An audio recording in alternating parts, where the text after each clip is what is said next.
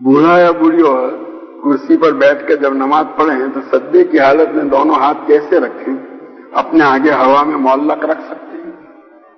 भाई जो आदमी सज्जा जमीन पर करने की ताकत नहीं रखता,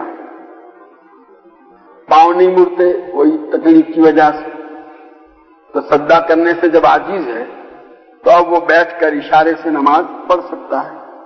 चाहे खड़े रहने की ताकत रखता हो, लेकिन उसके बावजूद खड़े रहने के अंदर जो असल कमाल आया था वो इसलिए कि खड़े रहने के बाद रुकू और रुकू के बाद सजदा, जो इंतहाई आजीजी की हालत है, आदमी वहां तक पहुंचता है।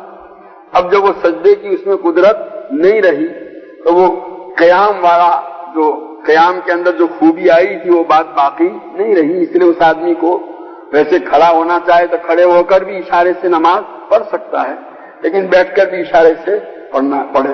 अब ये बैठकर पढ़ रहा है कुर्सी पर, तो अब उसका सज्दा और रुकू जो है वो इशारे से ही है, और उसके सज्दे और रुकू का इशारा हो रहा है काय के जरिए से, सर के जरिए से, कि रुकू का इशारा सज्दे के मुकाबले में जरा कम हो और सज्दे वाला इशारा रुकू के मुकाबले में ज्यादा हो। अब यहाँ हाथों को कोई दखल नहीं है।